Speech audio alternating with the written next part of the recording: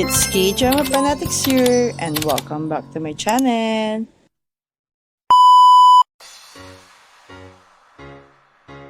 Episode 7 of Love Next Door begins with Seok-ryu confronting Seung-hyo about the meaning behind his sudden outburst. While Seok-ryu has a hunch about his feelings, the situation takes an unexpected turn when her former fiancé Yeonjun makes a surprise appearance. Both Seok-ryu and Seung-hyo are left speechless by his arrival. Yeonjun states that he has returned to see Seok-ryu, but before they can fully process his intentions, Seok-ryu's parents intervene. Her father immediately threatens Yeonjun, vowing to kill him, while her mother, seemingly unfazed, invites him to dinner. Back at home, after feeding Yeonjun, Seok-ryu's mother questions him about whether Seok-ryu cheated on him. He takes responsibility for their separation, citing that it was his fault. This confession has a profound effect on Seok-ryu's mother, who transforms from a caring host into her violent, crazy persona within seconds. Seok-ryu and the rest of her family scramble to stop her from acting on her threats, trying to prevent her from landing in legal trouble. Meanwhile, Mo-eum meets Seung-hyo, who promptly updates her about the shocking arrival of Seok-ryu's fiancé. When Seok-ryu eventually leaves home to protect Yeonjun from her mother's wrath, Yeonjun takes the opportunity to ask Seok-ryu to reconcile and return to him. However, Seok-ryu is firm in her decision, stating that their relationship is over for good. She then leaves and crashes at Mo-eum's house, confiding that she felt much more at peace with the situation than she had anticipated. A flashback reveals that Seok-ryo's lingering feelings for her ex-fiancé are not about wanting to rekindle the romance.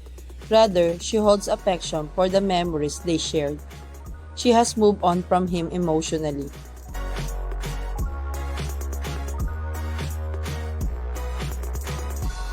The following day, her mother resumes her antics, trying to force Seok-ryu back into a relationship with Yeonjun and urging her to return to the US. Dressed in a gown as per her mother's wishes, Seok-ryu is surprised to find Yeonjun waiting for her outside. Just as she begins to feel trapped, Seung-hyo shows up and whisks her away on his bike, heading to her cooking class. While on the bike, they end up bickering, and Seok-ryu angrily leaves for her class with part of her makeup imprinted on Seung-hyo's back, thanks to his sudden breaking.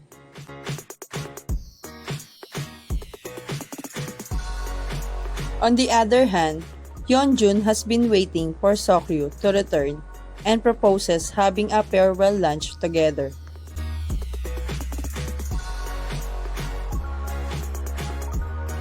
Later that night, Seung-hyo meets Seok-ryu during her evening walk and nearly confesses his feelings for her. However, Seok-ryu stops him, asking for him to wait until she feels more emotionally balanced.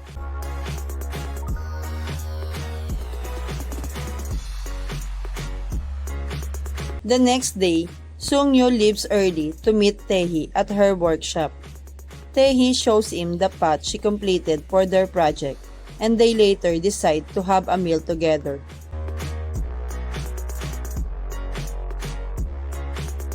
They end up at the same restaurant as Seok-ryu and Yeonjun. This makes Seok-ryu uncomfortable, while Seung-hyo feels jealous, especially since Seok-ryu had promised him she did not want to get back together with Yeonjun.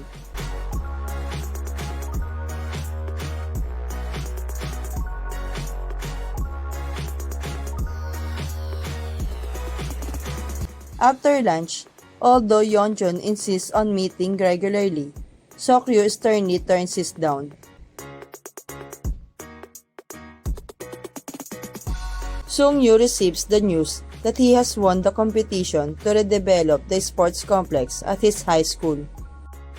His teacher also tells him how Seok-ryu had been asking about the results for a long time.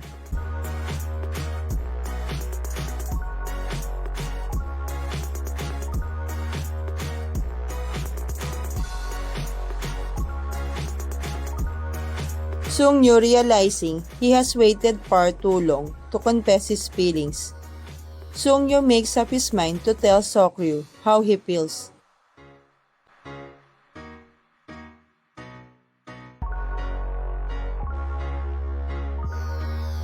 He finds her practicing her cooking skills at her father's restaurant, and, without hesitation, he finally tells her that he likes her.